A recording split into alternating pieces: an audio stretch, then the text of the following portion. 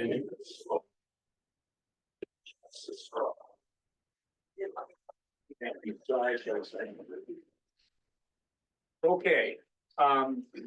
we are going to start with attendance of the group that is at the table right now. My name is Vic Pratt. I'm the chairman of the Township Parks and Rec Committee. And the Township Parks and Rec Committee granted us the budget to do a feasibility study for a trail project that has been in the plan for as long as 2010.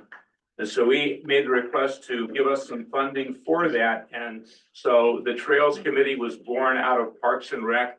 I'm the chair of Parks and Rec, and one of our members is Rick Almody, Parks and Rec Township. Dave Wallace, I'm chairman of the Township Planning Commission. Susan Halloran, village trustee and planning commission liaison. Chris North, Village Planning Commission Chair, and also a member of the Township Planning Commission. I'm Mark McGuire, engineer with Gordy Fraser, consultant on this project. technical help is Cindy helping me with the owl. Thank you, Cindy, very much.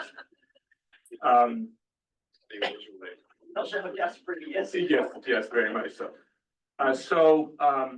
Going through the agenda, we're following the format of the township, using the Robert's Rules of Orders, which I'm attempting to learn. There are no minutes up to this point. There's been one public session, which was in July when a concept was introduced to the public. This is our first meeting using the public forum being recorded. Our recording secretary is not here today, but she has successfully in the past used these recordings to create minutes. So I would expect minutes will be out probably within a week, and we will also publicize the video. I'll need help with that.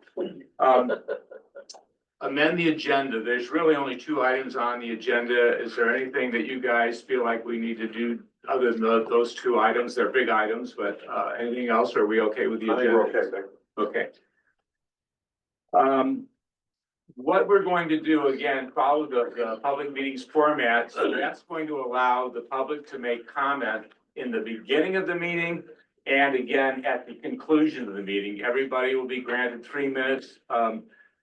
Just my thought, the working team is just having a working meeting and you're here watching that meeting happen. I'll explain a little bit about the purpose of the meeting. But if you make comments, I would suggest that they be suggestions as opposed to questions, because the committee won't be answering questions. So please make it in the form of a suggestion, and that way it will be captured, it will go in the minutes, and it will be part of the public record.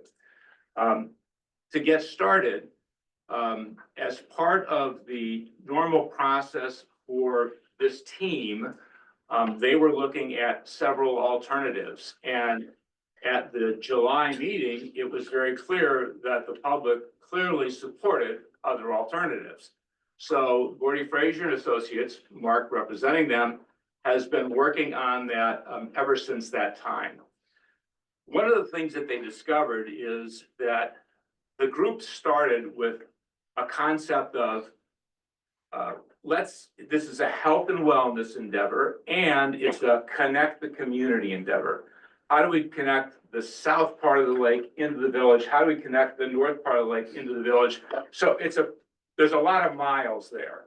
And the team knew that we're not going to get a project that's that big, but certainly we want to investigate all of those different elements. So that investigation has been done, but what they've determined is that each of these segments are so different from one another that what we really need to do is focus on one segment. Let's talk about that segment so that we fully understand it, and then we'll move to the next segment. And there's going to be a segment or 2, specifically segment A, that you'll see first. That is, the only consideration is that segment itself a good segment? Should we have a trail there? And we're not answering that question tonight. That will be a question that we pose to the public. But then there will be other segments that have the same question. Should we have that segment from here to here? But it will also include there's many possibilities within that particular segment. There's approach A, approach B, approach C, approach D. So what we're gonna attempt to do tonight is go through each of those segments. This team has seen these things as of 11 o'clock yesterday. And they have been studying them, trying to get understanding, and this is a time for them to have dialogue amongst themselves to make sure that they really understand that. And the one request that I would have of this team is that as Mark is presenting, please ask the questions that came to your mind when you first looked at it. Because you were able to see it on your computer directly in front of you. The audience is gonna be able to see it on a little screen a long, long way away from them. So just ask the questions. The goal is to get as many people understanding what the options are. And with that, Mark, let's talk about the segments. Absolutely. Well, Public comment. Keep me in line, people. Is there any public comment before we start? Mark, Yeah, hi, everybody. I'm Mark A. Bell. I'm a resident out on Portage Point Road. And in my previous life, I was a family physician and a professor in the School of Public Health at the University of Georgia, where I taught classes and try to learn about how to make healthier communities. And so I think I fully support this project because I've seen it be very successful in other communities where I've lived. It's about making Onekama wealthier and healthier and safer. The wealthy part, we just came back, we went to Frankfurt 2 days ago. My wife and I do that 7 or 8 times a summer. And we took our bikes up there, we rode the Betsy Trail, came back, had a great lunch at Dingy's, went to the family fair because we were out and about, spent some money. We probably drop $1,000 in Frankfurt each year because of that trail, and we're not the only people that do it. So I think the research shows that it can be an economic driver. Certainly, it's good for the community health. I tell my patients, go exercise, or I used to tell my patients, go exercise, get outside, walk, be healthy. Don't go to a gym necessarily, just be active. But you need safe, pleasant, enjoyable, beautiful places to be active, for people to actually do it. And so this is trying to create that kind of a space. And then finally, there's safety. I'm a very experienced cyclist. I've been biking a couple thousand miles a year for 30, 40 years.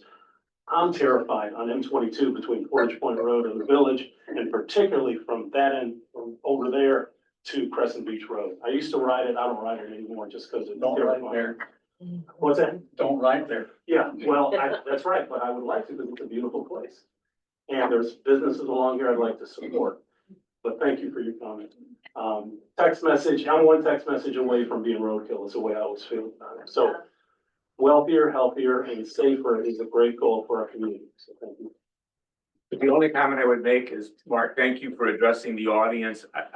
Other comments, please face this way because we want to capture it. And I'm I'm a not, bald spot. I understand, but I'm not sure the owl captured that, but we'll make sure that we do. Any other public comment before we start? Could you state your name too? May I stand over here so Sure. I can see everybody? Sure. Okay. And here's what I'm gonna say in case I miss anything. Thank you. Okay. I'm Linda English, owner of Appearance Salon in the village of Onekama. I am a homeowner on Crescent Beach Road in Onekama Township. I'd like to address the bike lane proposal. Bikes are a wonderful way of existing and enjoying the God-given beauty of this area.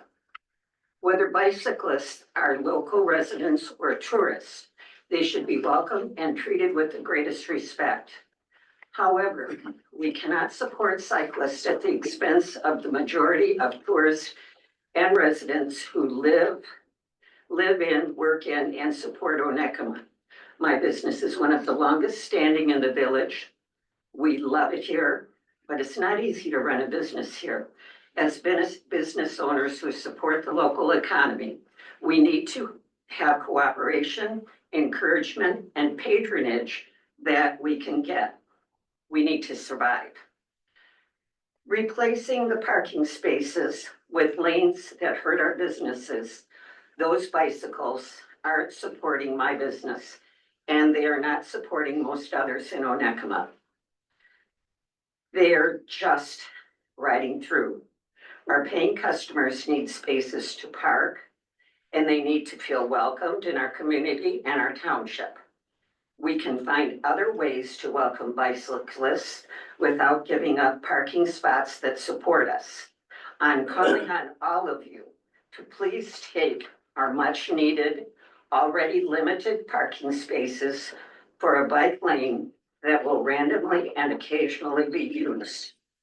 We need this village and township to support the people who live here, work here, and visit here, and support the community.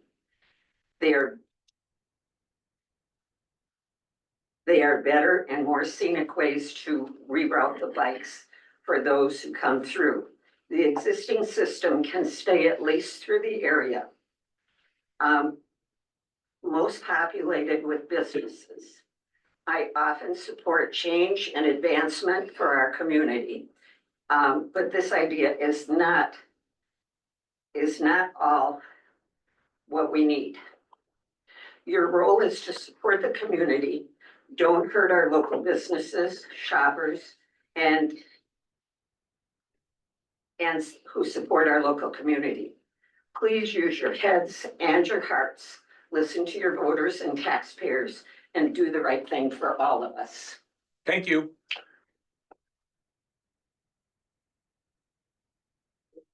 Is there other public comment? Please go ahead. First state your name. Becky Klein. I live out on 8 Mile, but I have property down on the lake, just past the chapel. Main thing I'm worried about is I run the exercise class for the seniors down here at Far Center. We have some that are on walkers, canes, etc. They are not gonna want to come across 22 when you close down this side of the street. They're shaky, they take a long time to get where they wanna go. And it's scary for them to think that they've gotta come across the street. Or go down to the library parking lot, which makes them walk quite a ways too. So that is my one thing, and we have exercise Mondays and Wednesdays at 10:30 in the morning. And we'd like anybody to come ahead and join us. We have about 12 at this time of year. Some of them have gone south already. But that's okay. Then as you go on downtown, the thrift shop, I work at the thrift shop too. They're open from May to October on Thursday, Friday, and Saturday. If you don't let cars park across the street from us, they're gonna park on our side and take up our customers' parking spots. So the customers may not stop. Some of them are coming through town and stop at all the shops along the way and check things out. Well, if they can't find parking spaces, they're gonna keep right on going. The third thing is the parking problem. It's been mentioned any number of times that, all of the businesses have parking behind them. Well, that's not true, or else they're so small that they aren't gonna accommodate very many people.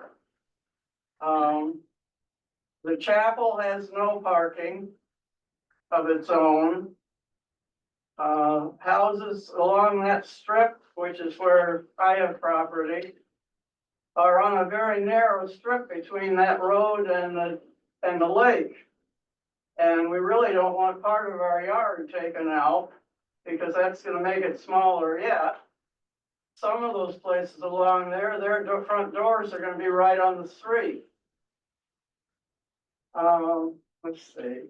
Oh, well, I go down and sit at the lake pretty much every night to eat my supper and read and enjoy our beautiful lake and scenery. And so I see the joggers coming through, the bicyclists, the dog walkers, which there are quite a few of. I didn't realize there were that many until this summer. Becky, this pains me, but your 3 minutes, your 3 minutes is up, okay? Yeah, There'll be a public session at the end if you'd like to stay. okay. Okay, is there other, please? Your name? I'm Marcia Rogers. I'm on Portage Street in the village.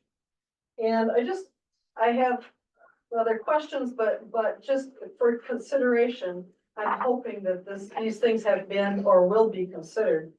At the public forum, by the time I got to the station where the paper surveys were, they were all gone.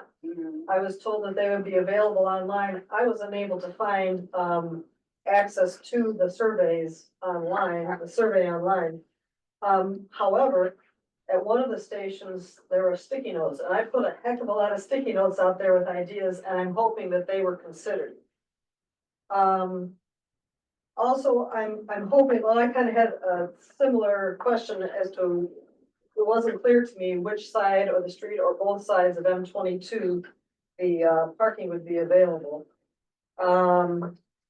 And then, if you have considered, or perhaps you could consider using not only the paved alleys in the village, but also, the grass alleys as far as walkways, not necessarily to pave them for bicyclists, but to encourage walkers. I wouldn't mind seeing walkers back behind my house. It's kind of odd.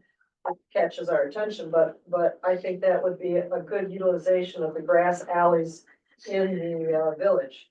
And then just overall, I'm hoping that the current proposal, as it will be presented tonight, will be available online. Other public comment? Hey, before that comment, I think I haven't been clear. What we're going to be seeing tonight is several different proposals. And of all those segments, 7 segments that I've talked about, some will be as they were in the past, but now there will be many other alternatives. So I've heard 2 comments about what was seen in July. Tonight, we're showing many other things. Let's see those options first, because otherwise we may be saying something. We have public comment is when those are done. We do, but before we have that, we also have time for public comment. We're taking that now, and I think I might not have been clear that what we're about to see is all of those new options, and comment can come after that. But if there are people that want to comment now, they have a right to do that. So did you want to comment now? I do, yeah. Okay, and your name? Mark Okay, Mark. Schneider. My wife and I own a business in Onekama, Patina. I'm really happy that you're coming to us with more proposals. I think when I talked to Mark at the last meeting, I asked, are there other alternatives? And at that point, there were not other alternatives. So I'm happy to see that we were exploring more based on the surveys that were presented, right? So quick comment on the one that was there that day, which was south side of the street. Right, we're on the north side of the street across from the hardware store. Certainly that would push the hardware store's clients to park on our side of the street, limiting our clients to park there. If it was the opposite side, it would force our clients to cross the road with sometimes large things in their hand, which would be a safety concern. So anyways, that's all. Okay. Thank you. Other comment? Joe? Joe Suchaki, I'm a village resident, live on Zosel. And I've been the thorn in the side trying to push for alternatives, and I'll be anxious to hear tonight. I hope not to sound like Gretchen Whitmer, but the cry here in the village and the township has been for ages, fix the damn sidewalk. We have a great walking trail. Onekama Township and Village, average age here is, it says 54.6 years. I'll say that it's probably north of 60 easily. We are a senior walking community. The survey you did at your open house, you had 77% of your respondents were from the village and the township. 74% said they would use the trail anywhere from weekly, multiple times a week to daily. The interesting thing was in your choices, when I analyzed it all, 27% of the respondents said they'd use it to bike. 70% would use it for walking, running, and pet walking. I want to emphasize, I hope the alternatives will show that the preference here is a walking trail. We don't need a biking trail. I agree with Mark. It's healthy. I ride the circuit through the village. I'll agree with this north or south side here. Very dangerous running through there. I don't have trouble riding through the village. Quick note for you to consider is we have a great sidewalk that runs from First Street out to Prospect, almost a mile beyond where you were going to end your walking trail. If we fix that sidewalk, if you take the parking lanes, our parking lanes are 11 feet wide. And if you look at them real carefully, there's a line 2 foot inside of those, which was the original parking lane. A parking lane is 9 feet wide. When they repaved, you could put a parking lane 9 feet wide and put a secondary line out there with a stenciled biker image like they do in Traverse City, in Mesek and other places. And then you would have a great walking trail that we could advertise for people with benches, rest areas on that north side. It runs all the way out past Glen Park. So it connects a park that the current trail or the one we saw didn't. But I think fixing that sidewalk, reducing the width of the parking lanes to like other people have. And if I challenge you, go out on the road and look, you'll see a covered up line at 9 feet off the curb. And then the current second one, you could make a bike lane there. Thanks, Joe. Is there any other public comment?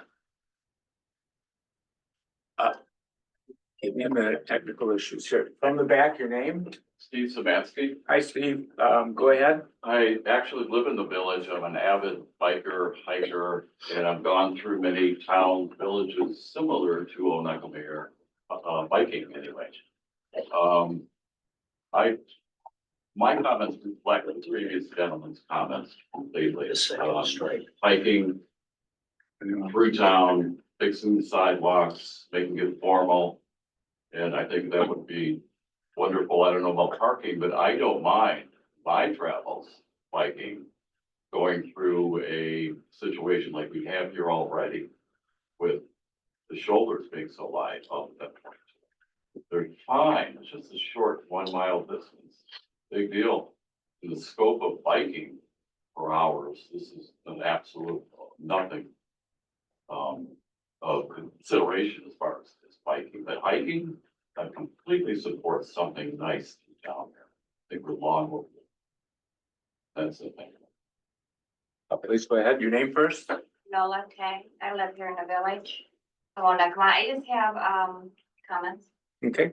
The sidewalks are detrimental here, to people walking. I've already split my forehead open twice, had to go back 6 stitches, and one time, the other time I tore my bicep muscle. They're painful to follow. And I'm not a faller, but it's happened in 3 years. But if we could get nice sidewalks for walking, that would be wonderful.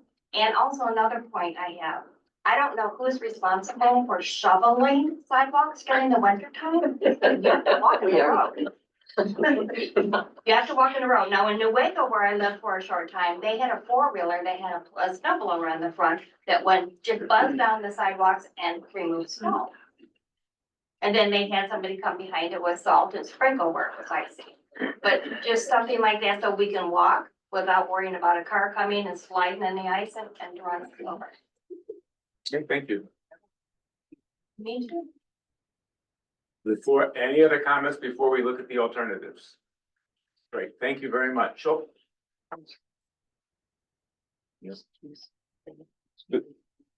There are some chairs up here for those of you that are standing. We have 1, 2, 3, and I have 1, 2, 3 more.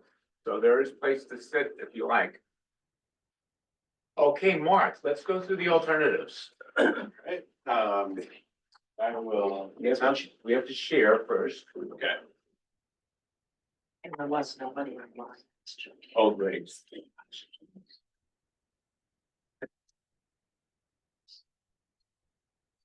Do I share in?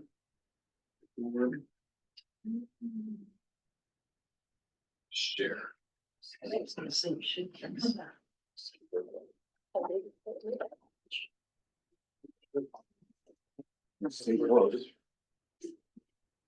All right. See if we can't view this a little bigger. I don't think that's gonna affect that image. Oh, there we go. Good evening, everybody. So this is just the culmination after our preparatory meetings with our current works.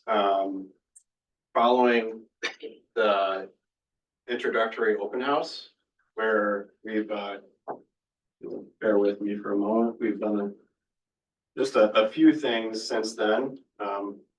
Many of you have been involved. First of all, we did the intro open house, well attended. We circulated the introductory survey, which was talked about briefly in that public comment. I think we sent out 125 and received 92. I don't know if I have the notes written here, but we also had 70 written comments on those surveys that we looked through. Fortunately, let's get this out of here real quick. There we go. About 80% of the respondents were township village residents. About 60% or above were weekly or daily users.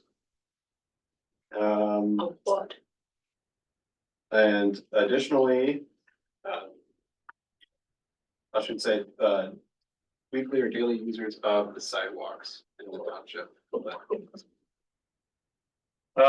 I think I forgot to take this note down, but we did receive a bunch of sticky note comments. There were 39 on one of the large format drawings and 13 on the others, and those have been reported. Concurrently with the open house meeting, we also had efforts to do parking lot usage counts. Dave Wallace headed off that effort. And we I did parking counts for a week, for 1 week.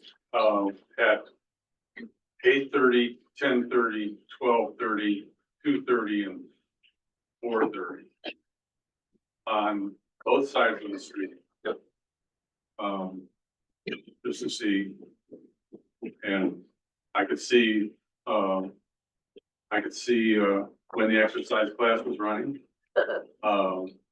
And I also could see the houses across the street from, I'm gonna say from Amigos, who had contractors there the entire week. And I almost hesitated to count their cars, but any house along there could have a contractor doing work there, so. Yep. Yeah, you took a lot of data and we just took the high points and just noticed the trend as we move westerly or north. We start to see parking usage increase in this area up to about Lake Street is where you stop the counts.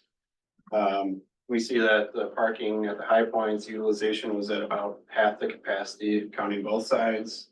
If we're just looking at one side, the last block between Mill Street and Lake starts to get a little more occupied at the high point of the counts at about 70%. On September 23rd, we had an additional meeting with our partners MDOT. Many of you were involved with that meeting. We went over the trail concepts with the design staff, planning staff. I received some great comments with regard to the constraining assumptions on our study. And from there, we put all of our analysis together. The MDOT meeting, intro, survey, and just working together. And here we are at our alternative analysis presentation. So.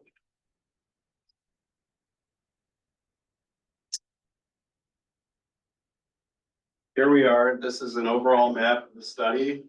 This just includes all areas looked at with the study, starting at Crescent Beach Road and extending through the village and township, north up to Portage Point Drive. And we also looked at extending along, Portage Point Drive as well. We've numbered several segments along this route because there are many different road types, many different jurisdictions, and many different constraints along the way that make it easier to break it up into bite-sized pieces. But the hard part now is we got to put them all back together. But essentially, they're labeled A through F.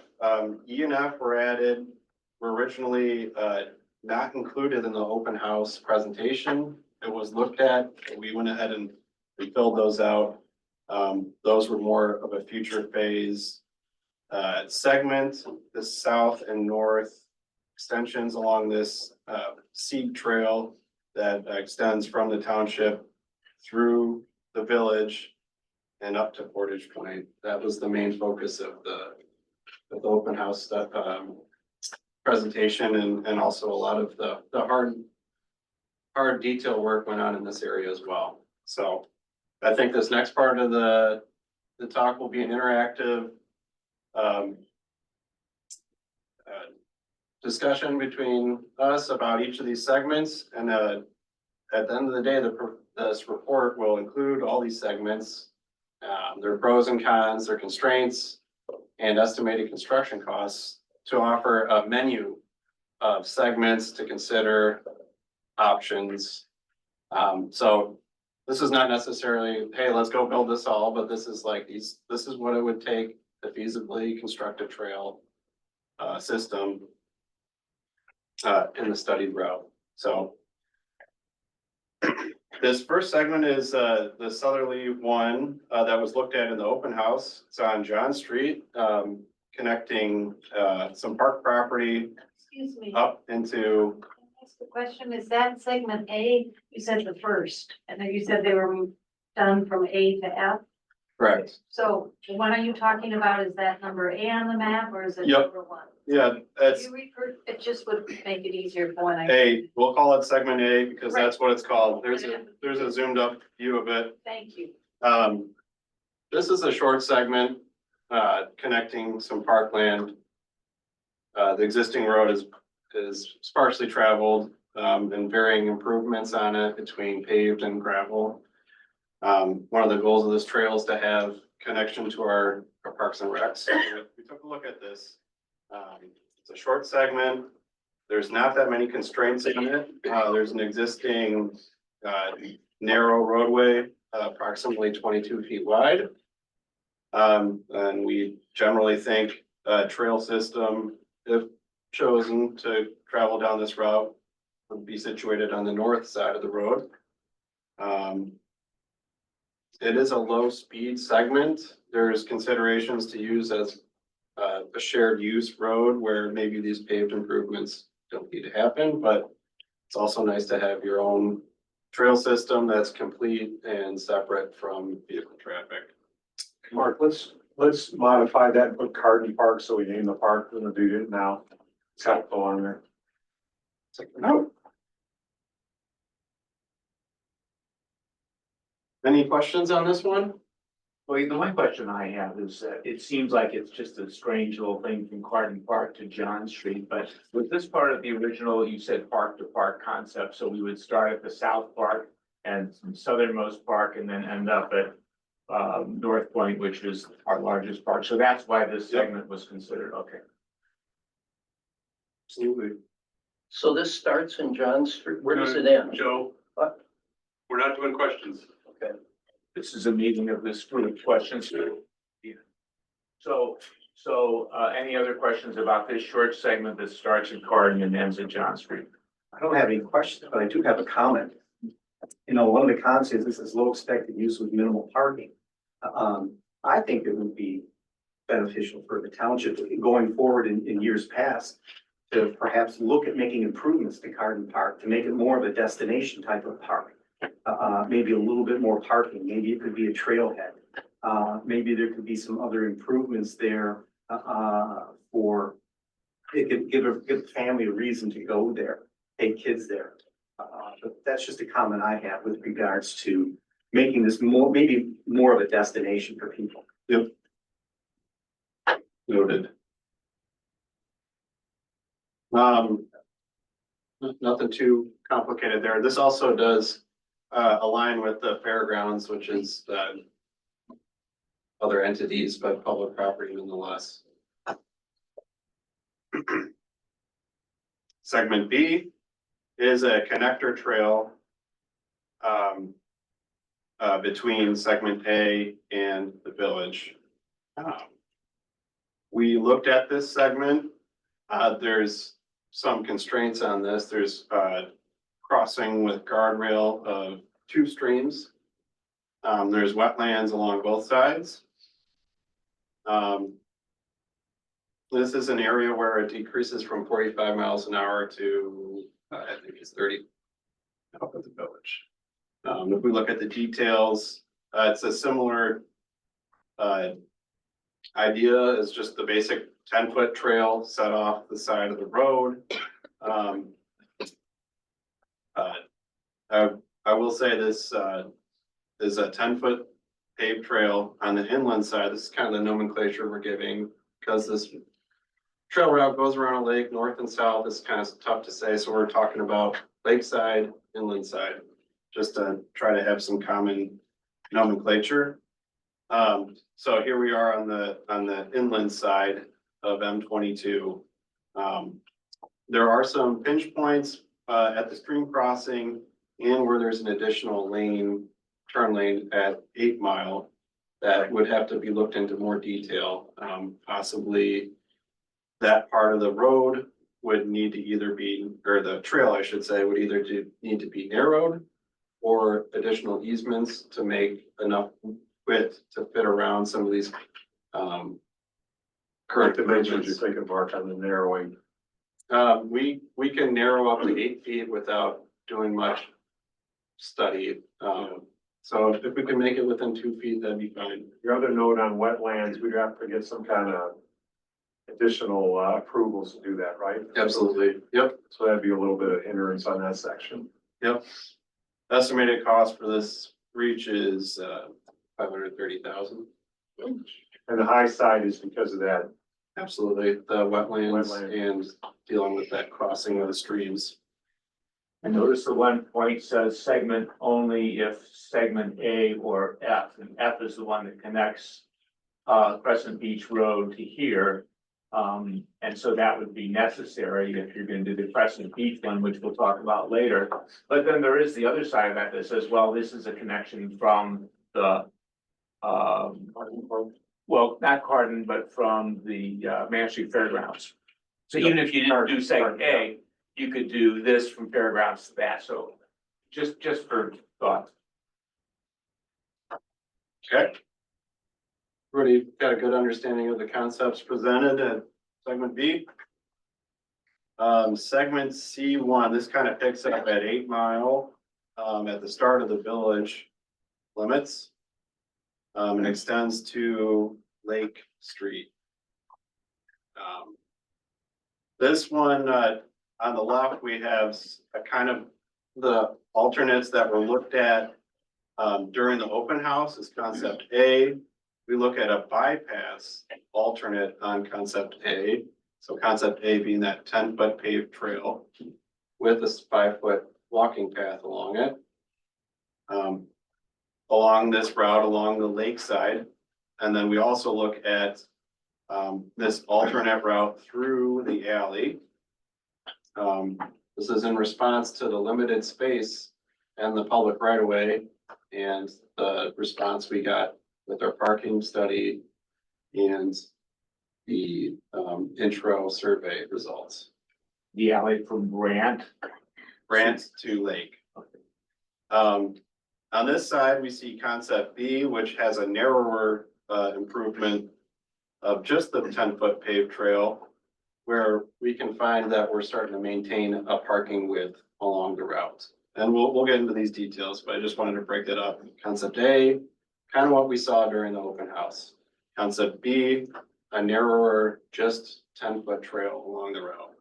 And then there's modifiers to go ahead and bypass some of the heavier parking segments from Brand Street to Lake. You say a narrower, but it also gives a positive, which is parking on both sides. Right. Just to review, segment A, here's this route right here. If you can see my mouse, went up and around on this lakeside. This is the one as described during the open house. I won't dwell on it too long. We're activating this parking lane with some trail improvements. You can kind of see this existing cross section up top. And if you look down, there's another cross section where we measured a pinch point. That's an existing section between Mill and Portage, where the center line to a building face is less than the 33-foot right of way. And then here is the concept that we're testing this section on, which is that 10-foot trail, 5-foot sidewalk within the space created from this parking lane. The cost estimated at 1.5 for the segment, with all the curb and gutter removals, sidewalk work, paving, drainage, and utility relocations. In this particular area between Mill and Portage, some of these pinch points will require the system to be narrower than ideal.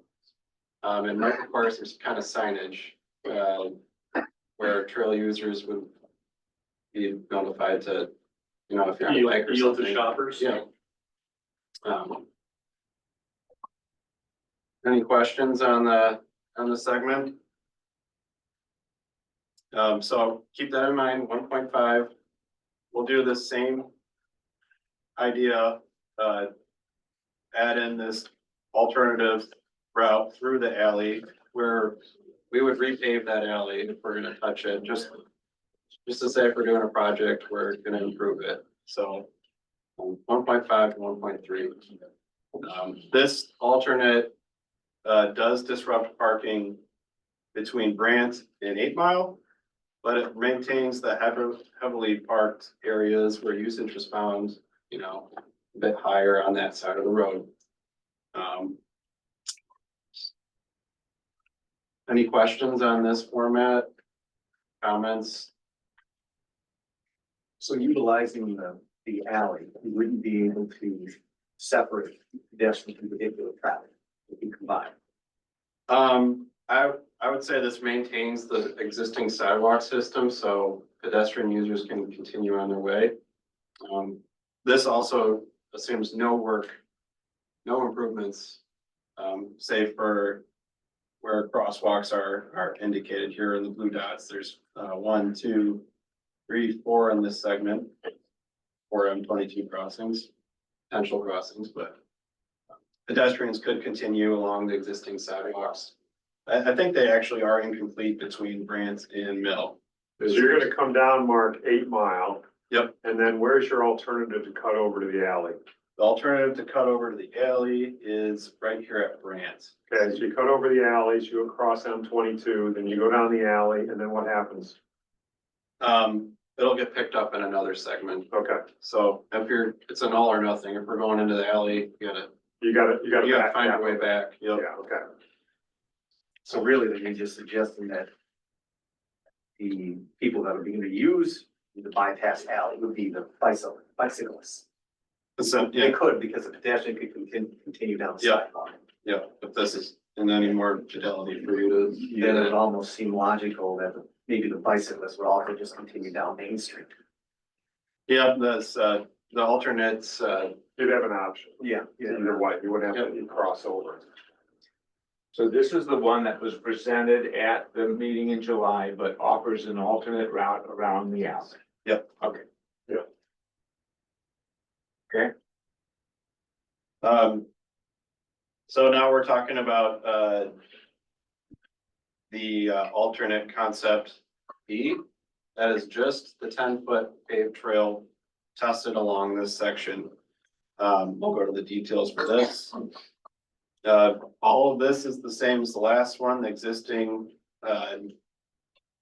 M22 through the village is typically 47 feet between the base of the curve. Still have that, narrow, dimension here between Mill and Portage, to deal with.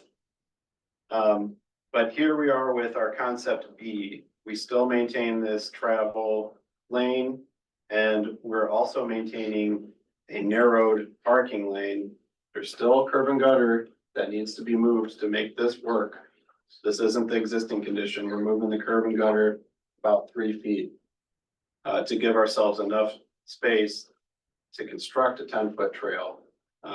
This is where on that call with M22, MDOT, Yep. they're taking 1 foot out of M22 Yep, and they're reducing parking by 2 feet, right? yep, Based on their standards. yep. Their standards are 9 foot and So you're MDOT, picking up 3 feet. yes. Okay. We could do some more asking if we can get down to the city standards, but typically on state highways, they don't want to see less than 8 feet for parking width. And MDOT has already told us that they can reduce the travel lane, the auto lane Yep, down to 11 feet without any, just with yeah, there's snap no, of their fingers. there's no design Because it's not a exception. truck route. Yep, not a truck route. If we need to go narrower, that would be a long process, and I don't think they would, they're not gonna go away from the. But they're giving you 3 feet right off the bat, to your point, without.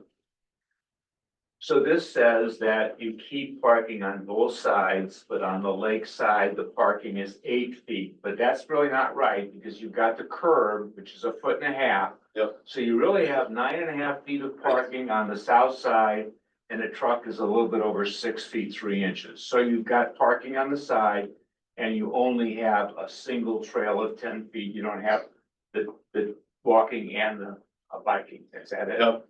What I don't like about this, is it's getting down to the bare minimum with space to construct something and, obstacles. Those are things that can't be captured in this feasibility study. That would have to be discovered during detailed design where you have full topographic survey, where you can realize all the complications that come with this. But there are ways to work around that. You can narrow this trail within the reasonable limits from 10 feet to 8 or even further. But those kind of items are gonna have to get discovered if this segment is selected. So your insert with the business district in the middle? Is that Essentially, yes, the current or is that proposed? this is current. Okay, Yep, so when you look at proposed, how would that change? this, the proposed segment would still need to narrow to fit within this. This curb line, I don't know if I have the ability to draw. These are essentially, oops, not that great. This is a different, deal. Okay, we're gonna leave that out of there. So while you're You thinking can, about you that, can look vertically, we're moving this curve in. I got you, I didn't. So this is gonna actually widen. The existing walks here are 6.5 feet wide Today, today. and it goes to what? It would go, in this segment, I think we're still shaving off a couple feet, but you'd still have about 9 feet, 8 or 9 feet to the curb edge, so you'd be adding 2 feet in that area. So you had 2 feet in the existing walk. Yep. And part of that's picking up the 3 feet. Yep. That MDOT's saying you can do. Correct. Okay. so this- right now in front of the hardware store, you got 7 feet and they've got merchandise taking up at least 2 feet. Yep. You would be moving to 9 feet and their merchandise would take up 2, so you're getting 7 feet in that block. Right. But other than that block, you've got the full 10-foot trail from that block all the way to 8 Mile. Yep. And, the other nice thing about this is this keeps a large distance away from the traveled lane. So we're not too worried about the interaction between vehicles and trail users. On this option on your cost, you mentioned curb and gutter. Yes. So do you have a roughly idea what the curb and gutter for this one would be? It's gonna be similar to the other one. I think we were talking about like 300, 400. Yeah, It's still gonna be right in that some, range. yeah, it's gonna be a little bit less because we're not moving the curb that much. We can accomplish our drainage adjustments Okay. more simply. Because when we go to funding, we'll have to make a note of that, because curb and gutter is out of the scope of grants, so we'll have to make sure we get that, We'll just narrow in on some. yeah, details highlight there. on that one. Okay. So then summarizing, this keeps the parking on both sides, skinnies it, but really, it's pretty wide for parking, and all the way, you've got a 10-foot trail, but it's gonna cost a little bit more because of that curb thing. Yeah, you got both, that's, you know, you got, good guys and bad guys. The good guy is the meeting we had with MDOT, everybody was there. He picked up 3 additional feet. Okay, But we're only touching the lakeside of Main Street. We're not doing anything to either the auto lane or the parking lane. right, Or the everything, sidewalk. everything on the land Land side stays exactly as it is. But you keep parking on the lake side, and you have a 10-foot path everywhere except the pinch point by the hardware store. And they can. Essentially. Yeah, and you just take that down, it's still gonna be larger than what it is now, according to. Correct. The walkway will be larger than it is right now, and your parking is going to be with the curb, 9.5 feet. Correct. Okay, So it addresses those issues, we're just gonna have to figure out on the funding, how to Yep. manage that. okay, so there's more cost to do that. And then similarly, we apply that bypass idea. We'll go back real quick. This was about, our preliminary cost estimates are at 1.1. Bypass route with repaving bypass is still looking like 1 million for this segment. So with the bypass, you do nothing We're in not- that from Grant to Lake. Yep, no And you have improvements. one side from Grant all the way to 8 Mile. The cost estimates include, I'm looking at Google Maps right now. Utility pole relocation. They do have a budget for utility pole relocation. Can we go underground? Is it? That's up to the utility, so they have the pleasure of working within our public right of way, and they might have to do that. That's Unless an they- excellent idea. Yeah, that's the trend. It has to come from the government to the local us. And MDOT has a lot in recommending if it's a safety issue. Yeah. The utilities will automatically do it. I mean, the existing poles right now are right up next to the back of the curb. Yeah. Yeah. And additionally, there's poles on both sides, and some are harder to move than others. They can rent space from each other on their poles if they need to put communications back on power poles, or there's options. I don't think these power lines are really high tension, high No, power line, because at some point in time, they can't put them underground because the heat that gets generated. yeah. So, in this case, that was one of the drivers to be on, the lake side.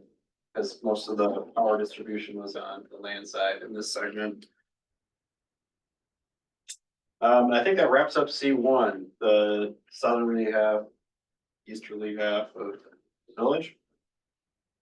So once again, before you go, I just want to make sure I got from 8 Mile to Lake, which is just past the park. Yep. Village Park, right? Okay. Correct. You're gonna see the same-ish type of improvements, on C2 that was presented during, the open house. This segment is from the park up to the north, village limits. Here, we're only proposing a 10-foot trail. That's what was presented at the open house, and we're doing that right here in a little more detail. Similar to last segment, we're applying some alternates to it, and as well as we'll pick up this alternate route for the alley bypass as an option. If we look at C2 concept A, that's the open house concept. There's the concerns being on this lakeside, while the elements fit within the public right of way.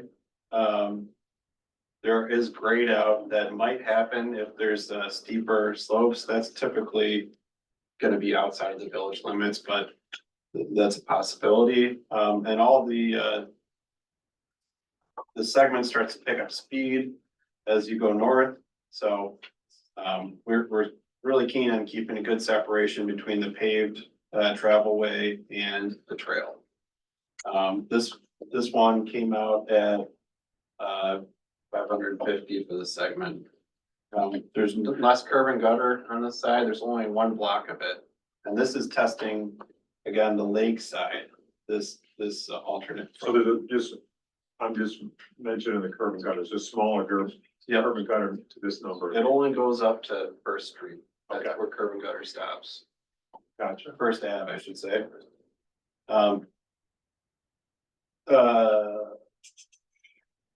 Any questions about this one? I think it's looking at how close some of these buildings are on the lakeside, we called it out. It's really tight on some of them. Yep. On the lakeside, you got more space on the land side, except where Portage North Calvin's. Yeah. Those two little wings come right up. Yeah. Or near the sidewalk. Yes. Yep, that's the concern, things are built right up to the right of way line in some instances. It's actually fairly flat through that segment, but there's a lot of, that's my driveway, that's my mailbox. There's a lot of considerations with this side.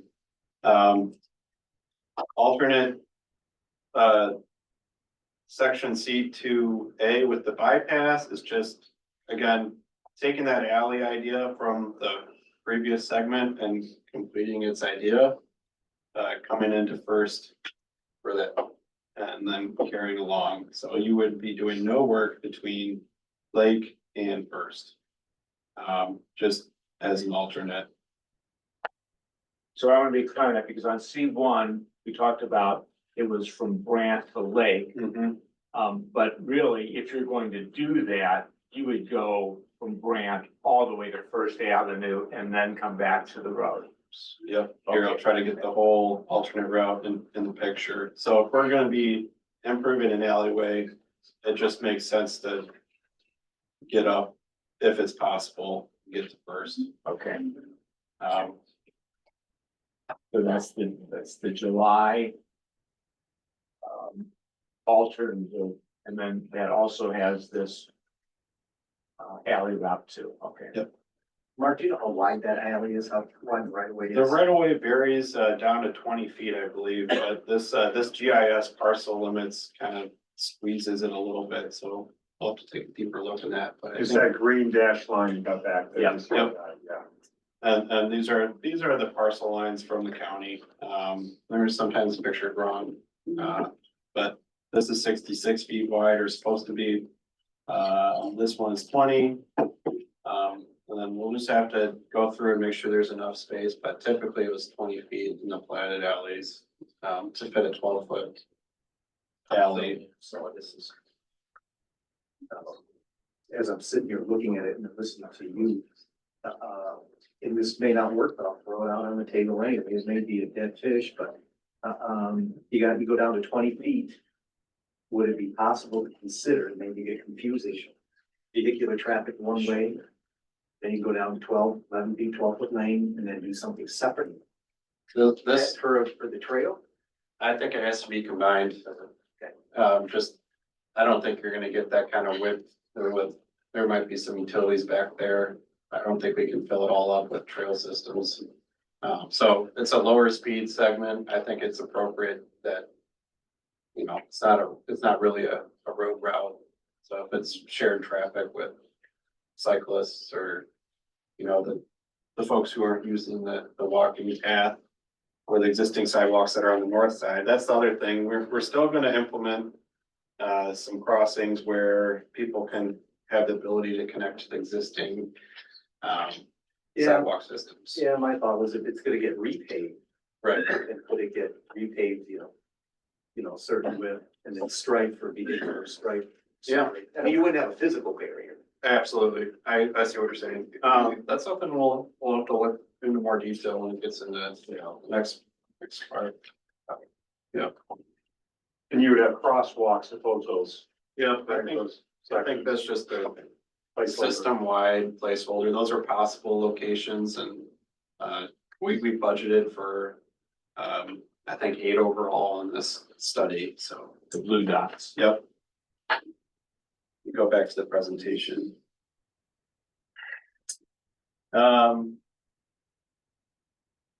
So that was, the lakeside kind of improvements. And we, as the concept B alternate, we're looking at the land side, where we get away from some of the concerns on sloping down and tightness over here. This is the existing condition. You'll recognize, you know, the utility poles and the sidewalks that kind of lay on the far side of the pole as you go, you know, past the Glenwood and all that stuff up to Prospect. There's this part is surprisingly complete, of varying width and disrepair of sidewalk. So this project kind of takes that sidewalk idea and just pastes a trail system on top of it. In the same space, it would require some utility relocations.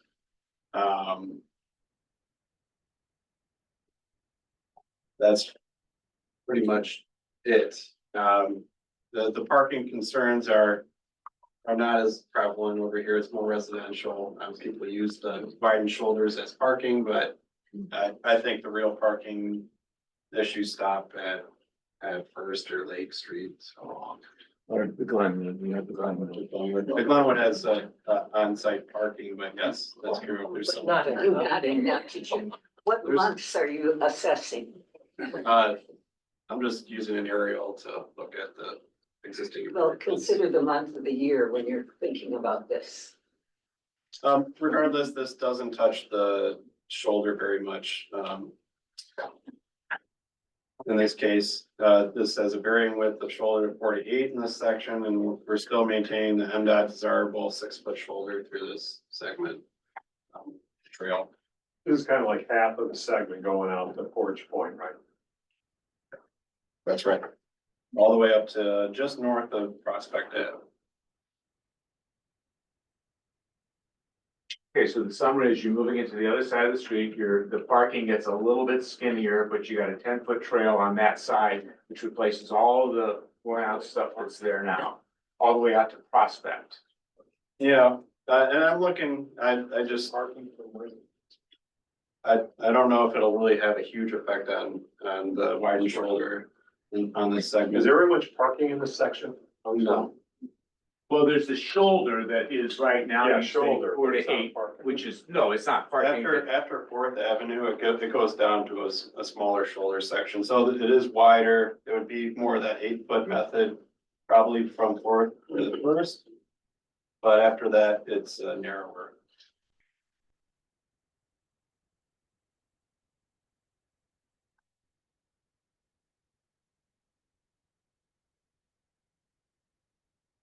Any questions, comments? Pretty straightforward, and then Okay. Just make a note. Okay.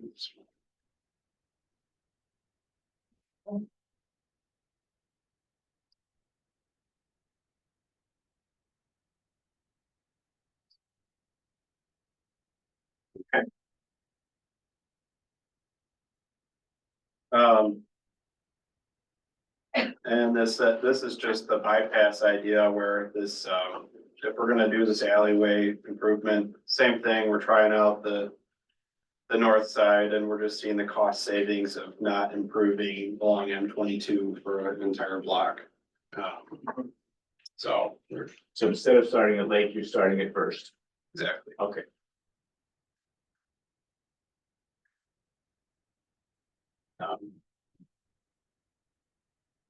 Segment D is just north of Prospect Ave, the northern limits of the village up to Portage Point. In the open house, we just tested the lakeside with a 10-foot trail. This one, we're trying both sides because of We'll see why in just a moment. There's some grading concerns on the lakeside.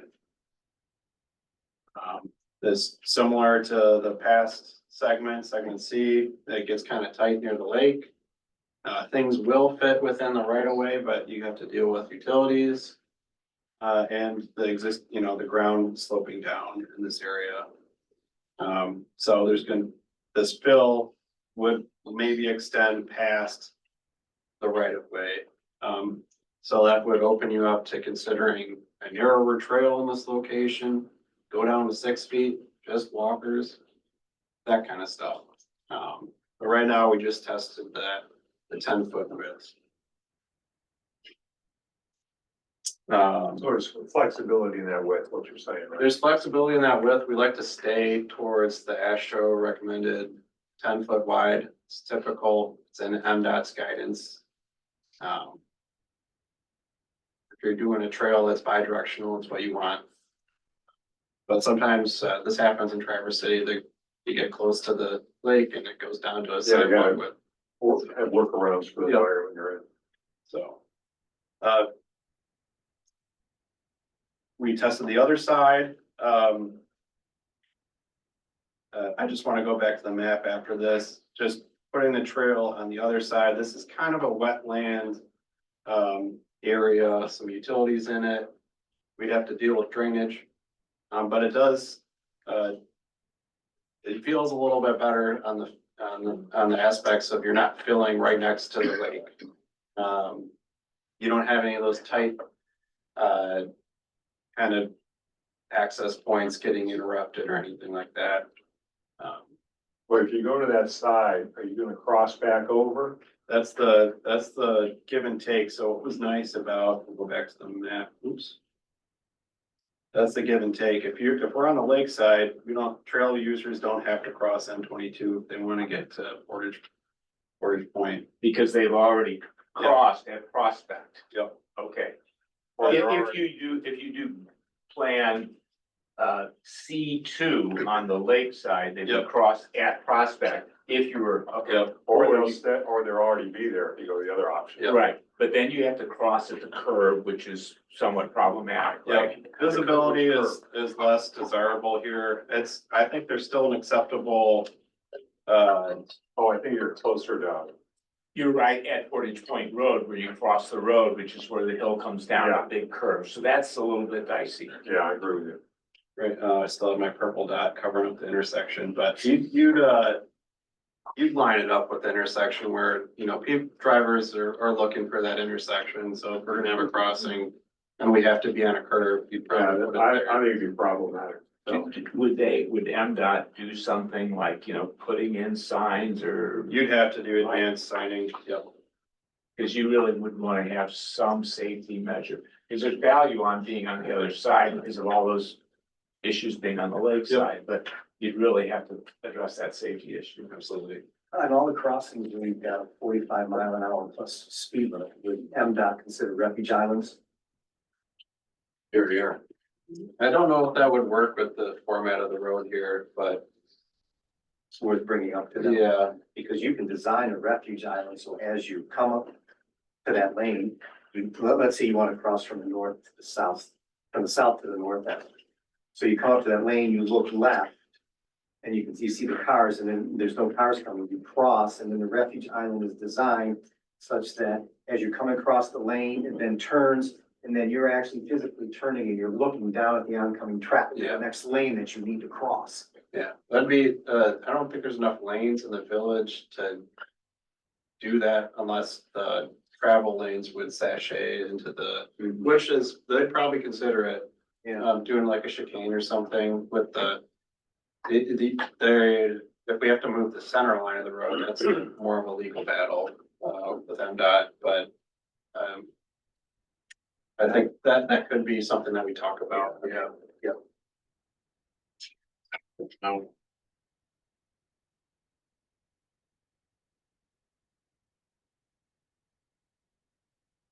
Okay. Any questions about this segment? so if it's on the lakeside, you've got issues with buildings and wetlands. If it's on the land side, are there easements?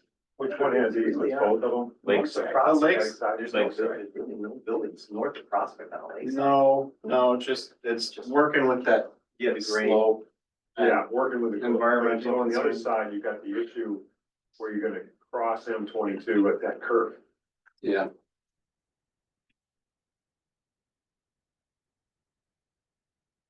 Who would consider some sort of, stoplight, maybe not stoplight, it's gotta be orange, but some sort of, something to slow down, I don't wanna say a stop yeah, sign. I think that would Be like a you new have a stop sign. button press, like a. You have to do flashing something advance. unique. How You're about a inherent, round- how about a roundabout? Yeah. There's not enough space. Yeah, I'm about to fix everything. Cause you're coming down that hill. Oh, I know it, It's, oh, I know it. And it's 55 there. Yeah, next You don't time, get to 45 yet. you don't get 45 until midway. now in our conversations, they've agreed to double stripe it, so there's no passing. Which helps a little bit. Yeah, that does help. And then with the crosswalks, they're telling us we're gonna save between 2 and 5 miles an hour through the village. But that doesn't help. Yeah, this is a high speed zone. We can't really narrow down on the shoulders in this So area. Mark, there is that, the lane where people go around, people turning left. Yeah. Doesn't that make it wide enough for a refuge? No, they need that passing lane for people to do their driver's decisions and all that, so that's just gonna be a wider crossing if we have to go there. I looked at putting a crossing further towards I just didn't wanna complicate this segment more than it already is. You gotta pick one or The the other. closer we can get to Prospect for the crossing, the safer I'll feel. Absolutely. I like that being on the lakeside, but you might be looking at. You need to look in more detail at the grading impacts and, that's gonna start drawing, safety stuff, like, do we need barriers or something? It's just a whole nother thing we don't have the level of detail right now in our feasibility study to get at.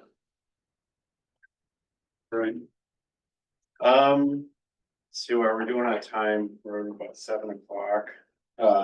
These next two segments. Should we look at them in detail? Yeah, I think Yeah, we so should. I just go through it, right? All right, segment E is Portage Point Drive. This is this was the original limits of the study was, hey, let's get up to North Point Park, let's do this park to park thing, so that's what set us up. Some cool stuff to note here is there's a lot of, this large park and some public lands here. There's some conceptual boardwalks for may or may not happen in the future. We don't know, but Well, let me comment on that. The Parks and Rec team is hoping that Grand Traverse Regional Land Conservancy will work with us on doing something in the wetlands, but they haven't agreed to do that. But one of the questions that they ask us is, where are you on the trails project? So for them to consider working with us, they would see big value in connectivity. So there's nothing happening other than they said they're really interested, they're too busy. But they do ask the question, if we come back to you, we do want to know the status of this. So that's where we are. I kind of think about their comment about Carden Park, these are opportunity builders, really. So It'd be interesting to know what the cost difference, because if you do the boardwalk, look at how much it shortens the distance in terms of what you need to build to follow Portage Point and then come down Bailey. And if you do the boardwalk, you certainly impact a lot less people, but by doing so, then the people that might be up by Portage Point and Baby, then doing it that way, then they can get on the trail right then and there, right out in front. The alternative, the boardwalk would be, and then they'd have to come down Bayview, because I think there's a fair amount of homes up in that area, where they then have to come down and get on the boardwalk rather than just getting right out front. Yeah, this kind of like broke the mold of the study because we were just looking along existing transit routes for our right of way. This is township land, I believe. Do you know how wet it is? Is it kind of like? It looks is pretty wet. it's very much a wetland, and I would say for the scope of this project, the conceptual boardwalk is out of scope, because even in the event that we can get them to work with us, a boardwalk is very difficult in wetlands, and it is very much wetlands, even as dry as it is today. Yeah. So that's just something that Cool. it would be nice, and we need to, as you think about that particular segment, whether it be to Bayview, including Bayview or whatever, there is value in having this segment, because it could lead to something else down the road. This segment of, so we'll get back to kind of just this road alignment where we're thinking about improving. It's kind of hilly as you get past Woodland Drive here coming up. This is a big climb. And it gets, there's some larger embankments right here, near the camp and, along these different streams. So this is a little bit more Well, I difficult. think it'd be building retaining walls up Yep, there. it's kind of a dart when you're thinking about how are we gonna fit these improvements in, but down here, this is more typical kind of the village lay of the land, more or less, but we start getting kind of hilly and different environmental concerns as we go along, so. We just measured the road in this area, 22-foot travel length, 4-foot shoulders.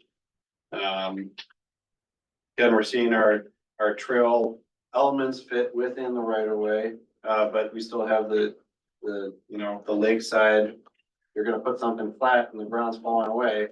There might be some areas where the grade out's gonna go off the right of way.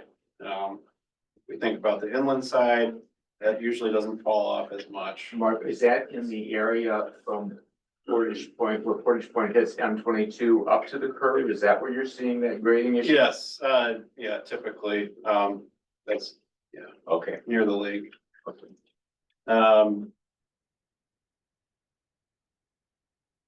This is a slower route, about 35 is the posted speed, but I'm sure folks drive faster than that on this. Typical guidance is, when you get about 25, you're starting to get away from the shared road elements. So, while multimodal users can be on the road, if there's an ideal case, it would be to get them off the road, but this area is not easy to construct something out, just put it that way. We tested both sides of the road. This is a longer stretch of, how long was it? 1.89 if we have to reach up all the way and around on the existing routes. And there's comparable costs based on our initial calculations. So what do we have here? 1.67 and 1.6, so. 1.6 on the land side. Yep. 1.7 on the lake side. Yeah, this one's complicated. It gets a lot more, there's more hills and different stuff that just can't be picked up with this study, but I think that, stretching out those costs across, it still makes sense. There's more private drives to deal with on the land side, a lot more, improvements to deal with, but on the lake side, you'll see, that gets low towards this wetland. That's what's happening here. Is it conceivable to do it on the lake side, from M22 up to where the existing crosswalk is at Eden, and then go on the other side from Eden out to Bayview? It's possible, but this is looks a large embankment on this curve right here. There's guardrail in this section.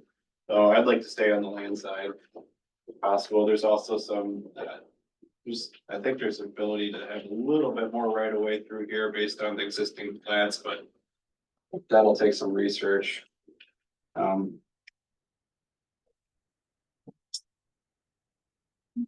Any questions on segment E? All right, we're almost done. Last one. Segment F, we're starting off at this Crescent Beach Road study segment terminus. If you'll remember, M22 and Crescent Beach Road are on that US bicycle route 35. So we thought that kind of gelled well with our park to park idea. That also, yes, the South Lake people do that section, brings them into town safely too. Yes. Crescent, we did drive Crescent Beach Road. It's much narrower. It's kind of like Portage Point, got even more overgrown. So it's a beautiful stretch, but if you're doing anything, there's a lot of clearing, a lot of earthwork. So this was a good spot to kind of cut off our study. Just stop thinking about it. One of your comments on this one is, multiple easements. Is that for both sides, either side? or- Right here, we're trying to just dodge, being on the lakeside on this stretch. It's a long stretch. The development along the land side is more set back. It's more amenable to taking these improvements. You'd see the same grayed out issues, from the previous segments on the lakeside. So we decided not to test that in this case. What would you say, if you're doing the inland side for this one, right? Yep, we just looked at the inland side, but we looked at two alternatives. Because we have a little bit more space, there's some heavy ditching along this part of MDOT or M22. You can see these drainage courses moving through. Yeah, I see the difference in cost. Yeah, so I'd like to say, if we're only filling a ditch for a little bit, that's fine, or with the other segment where we know a little more about the drainage, that's okay, but this area, because we have more space, I decided to look at both. Let's put the elements of the trail outside of the right of way and a possible easement. We'd have to seek numerous easements to make that happen. But that would put the trail system way further off the fast. Let's look at the two. Yeah, puts the trail off the fast road versus let's put it back in the right of way. You're closer to the high speed segment. So here's the look, here's our heavy lakeside over here, land side over here. We have our ditching elements and the utility poles along here. I just feel like, it's worth our money to look at what it takes to get a wider place to work within. You'd have to seek easements from private landowners to accomplish this treatment. Those costs aren't included in our estimates because it's hard to estimate. But it is a smallish width, I'd say. I think you just need a little bit more than the trail width to kind of augment the existing right of way. So So Mark, what you're saying is because of the ditch, this alternative is saying, let's see if we can't get easements and go outside. I think that's the choice that you have to rule out due diligence wise, because it's So the next one says, put it in the right of way. Put it put it right. right away, which is the next drawing, right? Yep. So anyway, this gets you out of the 55-mile-an-hour zone with more space between the slower users of the trail. So, But with the challenge of getting easements from those Yep. people all the way down the road. and that's a challenge. Here we are, fitting our trail elements within, the right-of-way limits, with the necessary 5 feet offset from the paved improvements. The extra cost allows you to do that drainage and then pulls you in so you don't need easements. So you have 6 feet of shoulder, 5 feet of green space, and then you have your 10 feet. Yep. These look good on paper. It can get difficult, with, this is a long distance of power lines to move. Well, they need somewhere to go and we're not gonna put them right next to the travel lane. So some of these issues still need to get worked out. This isn't in the dense village, so going underground, probably not cost effective for those utilities, but. Then you've got a culvert to maintain the Yep. entire length of that. Yeah, there's larger drainage areas pulling in, so there's gonna be more detail that we just don't have time or the knowledge to discover right now. But this pulls a big area. Do you know how deep consumers buries those power lines? It's at least 3 feet. So it should still be above, hopefully the water table.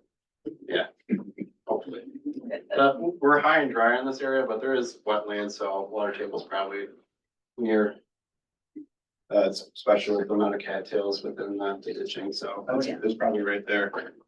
Yeah, this is considerably higher in cost, but the trade-off is, well, we don't know easement acquisition, how successful that might be. Yeah, so. I think that covers it. We talked about all of it. Is there any comments right now? Those are the alternates we came up with throughout the study. Reacting to the open house comments, pulling in some MDOT meetings. Doing some parking counts, some preliminary parking counts. I think there's a lot of good options here, and all of them fit with bringing in grant money into the community. The only thing we need to look at is that curb and gutter. How to be able to manage that, because I know, MDOT tried to see if they could cover that and they came back and told us no. No. So that's one piece. When I look at these options here. I mean, whatever you give, you gotta take, right? So you say you're parking or whatever, but you have to move that curb and gutter, so. Yeah. We'll have to figure that cost out. And then you've got multiple crosswalks going across here, right? Yeah, I kind of figured, you know, the nice, we've talked about this in the past quite a bit, but being able to put,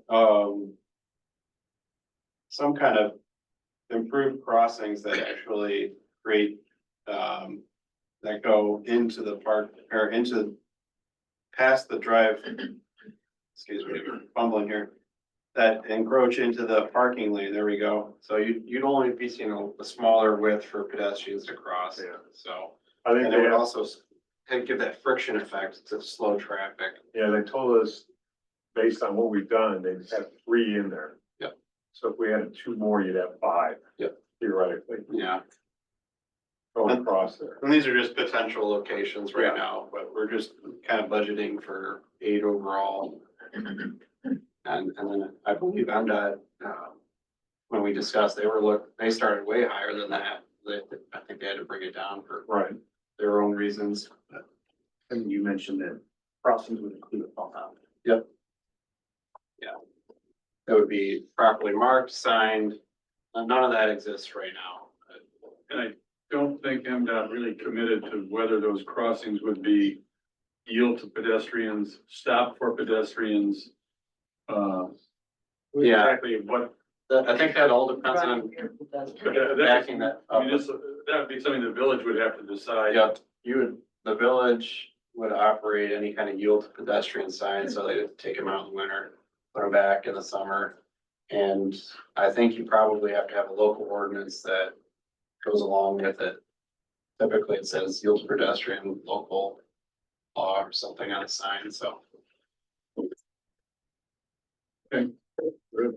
So, yeah, thanks. That concludes the evaluation and analysis, and the only other item on the agenda is the recommended next steps. And I can only speak to the recommended next steps for the Township Parks and Rec Committee, and we'll defer to the village. This group has to develop recommendations for the board on how are we going to publicize this so that it's available to the public, and are we going to recommend that we try to secure feedback for all these options. So you need to come up with what are the recommendations that we're going to give to the board with respect to publicizing this, making it available to the public, and then securing public feedback. I just learned today that I thought we had 3 weeks to do that, but actually we have more, because the township boards made the decision that their next meeting is not going to be on the second Wednesday of this month, because the election is going to be on the 20th, and that's when new board members will be sworn in, so why would they have a meeting a week before? So that makes sense. So in the next less than a month, we need to figure out how, we're going to recommend this be publicized, made available, and recommend securing feedback. I think, we have talked about a survey, and we've talked about, distributing that survey through, the PLA contact list, which covers township, village, tourists, seasonals, just people who visited and went to a craft show or something. So we get a lot of, a wide scope, and we would obviously look for some of the demographics, within those survey questions. And, I think the thing I was struck with was to look at these options and alternatives. It makes the November presidential ballot look like a piece of cake. Cause this is some heady stuff to try to figure out, do I want C1 option B, number 2, bypass, but it's there, and I think, the way that, Mark and Dick have put together the interactive map, really,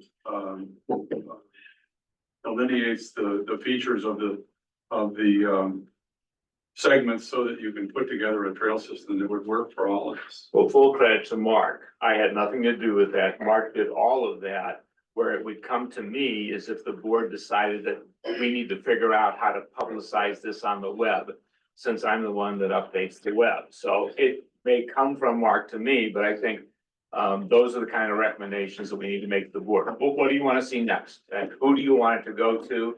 And should we do a survey and that sort of thing? So We'd like to get kind of a nod of approval and buy-in from the village council and from the oh, township board. absolutely. I can't speak for the village council as a member of Township Parks and Rec, just a volunteer, so I would have to defer to them.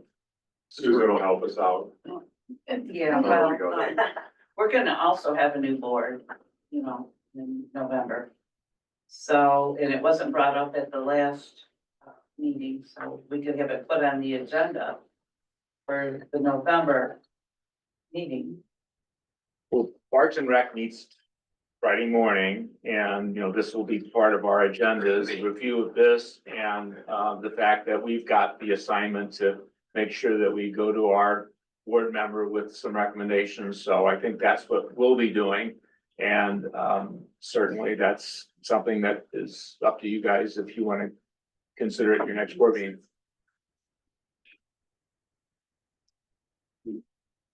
Whatever we do and whatever the board recommends, we're gonna do like we've done in the past. We're gonna update, recommend we update the website. We make that available to anyone who wants to look at it and that sort of thing.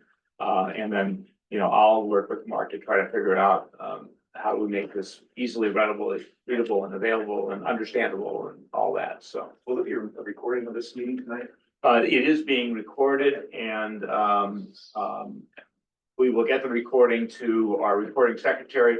Generally, she takes about a week, but this has been a long one, so it may take a little bit longer, but there'll be minutes. And then the recording will be available too. But it's gonna be hard recording for the public to see this. We need to make something that's really Dick and Jane simple that explains each of the options, and we'll think about how we're gonna do that. If there's any opportunity to lose alternates and make it simple, I'm all for that. True, but I think that what we have to do is we have to present to the public everything that we have come up with to this point and get their feedback. And we'll take a look at it. And it would be great if it could be a scientific study, but it's gonna be as best as we can do, I think. But we'll just have to see how that plays out. Yeah, thank you, Mark. Yep. It's a lot of work. Okay, I think we're at a point now for public comment. So there's gonna be some. Who can help me with the timer? Cause I keep forgetting to press the button. I can help you. Okay, so, Joe, why don't you start? Okay, so appreciate, Mark, the alternatives.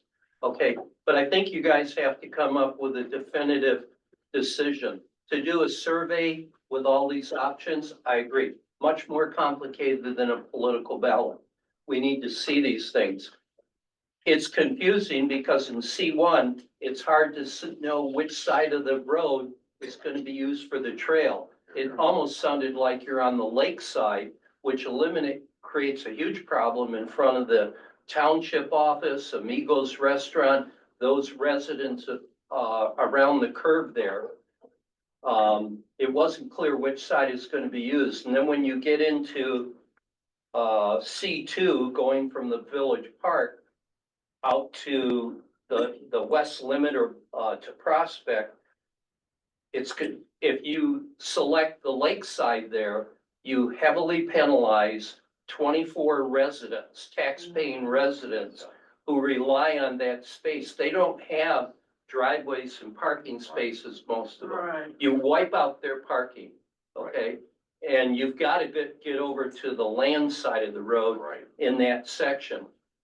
It's also confusing where you cross in that section D. You have a 45-mile-an-hour speed limit section, and I'll guarantee you the cars are going in excess of 50 miles an hour there. Right. When you've got people crossing. So, you know, it sounds good. I like the alternative that avoids our business district. But where was the sidewalk in section C? If it's on the lakeside, we've got a problem with the village office and residences and a existing restaurant there. So I hope you present a definitive plan, because if we're left with from you guys all these options, you're never going to get a decision, or the decision you get in a survey would be so confusing. We need something solid, and if it isn't accepted, you go back to the drawing board and reconsider some of those alternatives. But I think the public needs a real clear picture. Thank you, Joe. I forgot. Mark Schneider. Mark. So I'm gonna say my comments first, then I'm gonna ask questions. I don't expect anyone to answer the questions, but hopefully somewhere, right? So my comments, I think the less crossing from lakeside to landside, the better. Right, so some of these alternatives, you're crossing back and forth across 22. I think the less of that, the better. I question if bikers or walkers would actually divert to the alleyway instead of just staying on the sidewalks or returning to the roadway. So I'm not sure that concept makes a lot of sense to me. I'm a little confused on when we come to the narrowing Mills to Lake, which is actually where my business is, right? I'm a little confused on that concept where you're keeping both both parking lanes and what the bike and pedestrian looks like in that area. And if that's feasible there, why isn't it feasible everywhere, right? And what are the downsides of that, right? So anyway, so my questions are, in all these concepts, right, where do you cross over from land to lakeside, inland to lakeside? At the park segment in A or 8 Mile in B, so I'm a little confused with that. Second question, if we use the alley concept, it adds more crossings, right? It adds 2 more crossings if we add the alley side from what I could do. I'm a little confused on what the actual trail looks like and what separates bikers to walkers and traffic. Is it just lines? Is it curbs? Is it a barrier? So that's a little confusing. And so I love your little maps where the cars are there, but maybe you could add where the bikes are and the people are walking on each of those to make it more clear what that looks like, and where the parking is. I'm assuming that the bikes are both-way traffic. And again, if all of a sudden that bike two-way traffic has to go back on the road, how does that work with crossing the road or whatever? And that was, yeah, I think when you're coming proposals, I agree with Joe, come up with a definitive proposal, but I would say if you come up with multiple proposals, do proposal proposal one that includes A through F, proposal two that includes A through F, alternative something, proposal three, A through F with alternative, as opposed to segments out every one of those different alternatives. 3 minutes. That's it. Thank you, perfect timing, Mark. Yeah, I respectfully disagree with Joe about having a single option. I think the whole point is to have multiple options and get input from the whole community. I will say just briefly, the section from Crescent Beach to where we're sitting now, the section from roughly the Glenwood to Portage Point Road, those are the highest priorities to me in terms of safety and creating a continuous corridor from Manistee all the way to Portage Point. Within the village, the idea of a 10-foot multi-use path through the village, through the core, really seems problematic to me. I think there are a lot of things that can be done on the roadway to make it feel narrower, traffic calming, chicanes, things you can do. I spent 12 years as a volunteer in Athens, Georgia, working on these projects and learned a lot about it. And I don't think that that's the best option within a fairly dense, that's not urban, but there are a lot of people walking. I can imagine people getting out of a car, getting out of a restaurant, coming out of the Yellow Dog, trying to walk, and then you got two bikes coming along. That just seems like a recipe for a disaster. And I think it's much better to make the roadway safer for bikes and make a full-length sidewalk on both sides throughout the entire village to keep pedestrians safe. And that would be my preference within the village. And I think that gets you away from a lot of the conflicts that people have correctly, identified in terms of parking, in terms of easements and other things like that. So, thank you. Thank you, Mark. Next. I just want to say one thing. What happened to the idea of using the alley for a bike lane? It's an option. Why can't we route it down the alley? It would eliminate a lot of problems, a lot of money spent. That was one of the options. I know, but we talked very little about it. Go ahead, please. Your name. I'm Mickey Fine and I live on the stretch down by the Glenwood. And there are 20, like Joe said, there are 24 homes on the lake side. And they are going to be severely impacted by this. Mark mentioned the fact of runoff. It's a real issue where there's gonna be homes that are gonna be wet. They're gonna be flooded. And it's gonna happen.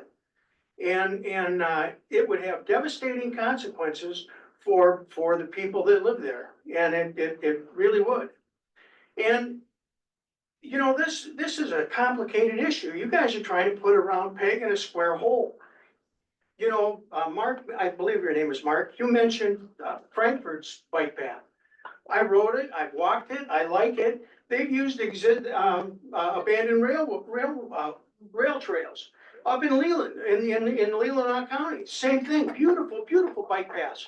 But they've utilized abandoned railroads. Now, we have an abandoned railroad right through here, but it's all been built up, so we can't use it. But this is so complicated. I've lived here almost my whole life.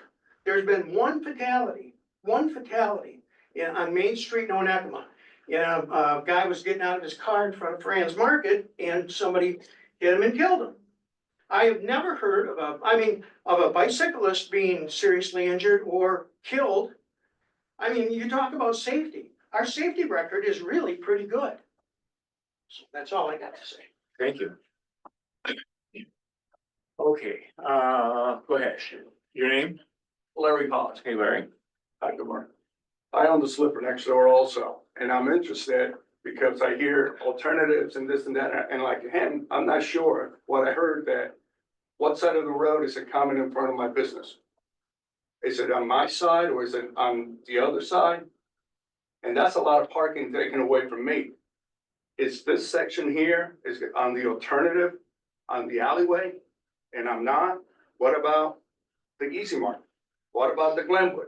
Those are big businesses for this town that needs that parking space. Yeah. I understand, Dave, to 4:30 in the afternoon. My business doesn't open until 3 in the afternoon. So you're not gonna see any of those it's gonna be empty. After that, it's gonna be busy. The Easy Mart in the summer, they have no other place to park than on the side of the road. The Glenwood, when it opens at 4 o'clock, it's already packed. And that goes to 11 o'clock at night. The motel has the same issue. Okay? They got the rooms, they got parking inside, people come with their boats, they're parking on the outside.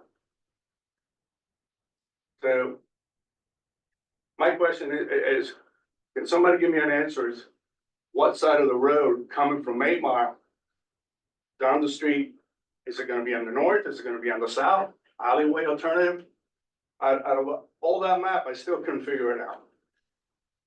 So I'm gonna comment before other comments. But the group didn't have the luxury of seeing his fine detail because you're trying to look at something from a very long distance. Those questions are answered in the alternatives that were shown. It shows Lakeside, it shows others. It's all there, but you couldn't see it. But So- it's still there now. I understand, Yeah, understand that, somebody explain it. but again, this meeting was intended so that this group gets this presentation, so they begin to understand it. And the next steps are, this group is gonna have to decide, how do we present this information to the community so they can actually see it? Because we know that you couldn't tonight. Again, this was a meeting for this group to better understand, but their next responsibility is to make sure that this gets into your hands so that you can see it at a level of detail. And nothing is going to happen until everybody has a chance to look at this. And we've heard that you should do it this way, you should do it that way. We're going to make sure that this is seen by you at level of detail and you'll know exactly what the options are. So next, Dave, please. So, based on what Vic just said, I got a couple things I'll ask, but, we brought this up, presented to the public, instead of having a closed meeting just for this board, which originally was gonna happen, and present the material to the board, that committee, and then have a public meeting. We talked about it, and I think we came to a conclusion and said, it'd just be better to get everyone here now, because otherwise they're gonna think we're doing some in the cloak of darkness. Okay, I haven't seen this stuff until tonight. First time I've seen it as a supervisor. I don't think any of these guys have seen it. So that's the purpose of tonight's meeting. So some of the questions you're asking, they don't have the answer for because they've just got this information too. So now come up with an alternative, which I think to me sounds like the alleyway is a viable alternative to use the alleyway all the way through town. So, Okay, Amen. but I'm not even here. no, but again, the township board is gonna make a decision based on what's presented to them. This group saw this for the first time yesterday. For 30 hours, they've been looking at it, trying to figure it out. We're going to make sure that you see this at level of detail, that you know it and you understand it. And then we're gonna ask the board, what are the logical next steps? Nothing is going to happen until you have the ability to understand and see this at a level of detail. Have the rest of my speech, brother. Sidewalks. Oh, I didn't give you 3 minutes. No. Sorry, Dave. Sidewalks. If you go back in time, the school has a safe route to school sidewalk plan. The village has, it was done years ago. My brother-in-law, superintendent, spearheaded that. I think through someone at the state level and talked about fixing the sidewalks in town. I can't answer the question about who maintains the sidewalks. I think the sidewalk exists in your property, you're responsible for it. I'm not positive, but you could ask the village, someone on the village should know that, but I think that's your statement, okay? Keeping the sidewalk clean is also your responsibility as a property owner, I think. I've had that in every city I lived in all my life. I'm saying, so that's one thing. I didn't hear him say costs for with the last sections that were very expensive. I didn't hear, I'd like to know that. I mean, the board would like to know that, obviously. Does grant money change if you get in the alleyways and don't go on the main street? Does the grant amount change? The board's gonna need to know what's the total, obviously, money that this whole thing we do propose and what the share for the township board would be, our village and township. Township taxpayers, not township. Yeah, there you go. Yeah. And village taxpayers. Let's township. Thank you. Go ahead, go ahead. I heard the part about the alleyways, and I understand everybody thinking that it's perfect, but I walk those alleyways almost every day. And I do that because the sidewalks are so detrimental, and not only are they detrimental, they're not wide. So if you're coming along with your dog, people have to go in the road, or I have to go in the road with my dog. Okay, now, you take away all the alleyways, I have nowhere to walk my dog because the sidewalks are shit. And you need to widen those. So everybody can use them. So a dog and a woman can walk by another person and not have to go in the road with the cars. Some people are scared of my dog, so I try to get them out of the way. But that can't happen. Now, I have something. None of this made sense to my mind tonight. It's all confusing. It's not put together well. It didn't get to see it. I think you need to narrow it down a little bit better to 2 or 3 options. That's just my opinion. And another thing, why do we have to go from there to there? We have Arcadia that is 9 miles away with beautiful places to make trails to go down to the boardwalk or to there. Just come through our town in a normal pace and go another route. Don't make it set in stone. Think it through a little farther. Because I've been to where the people travel their bikes up, take it off and ride 5 miles up near Alberta and Frankfurt. And they can do that here. Make a parking place so they can park. Take their bikes off and do it. Look at the side of the roads there by Frankfurt. Just think it through more. Get better options. Said it, thank you. Next. Go ahead, please. Just to echo some of the confusion, I was confused as to whether the bike trail and the walking path are both gonna be on the same side of the street in all cases. And if the walking trail is going to be through the village and the biking is gonna be on the alley or Nola said both. But then the other question I had is, why would the, more of the alleys not be utilized like from, First Street to Fifth Street? I mean, obviously you'd have to get back to M22 for a segment, but why not, utilize that as an alternative? Then the other question I had is, what is the possibility, or has this been discussed? And I think somebody just alluded to it briefly, the possibility of maintaining that 30-mile-per-hour further west through the village limit. I think that would be a heck of a lot safer for the Glenwood patrons and just everybody in general. And, I think those are my, last comments. Thank you very much. Oh, John, did you have something? No. Okay, go ahead. Steve Samansky again. So, if the bikers were allowed to just cruise through town using the wide shoulders as we do, the bike path or the Higgs path, would it have to still be 10 foot wide? Would it be like maybe 8 foot? Wouldn't that be good enough? That would save a lot of curb moving and costs associated, just 2 feet if it was just a hiking trail through the downtown section. That's it.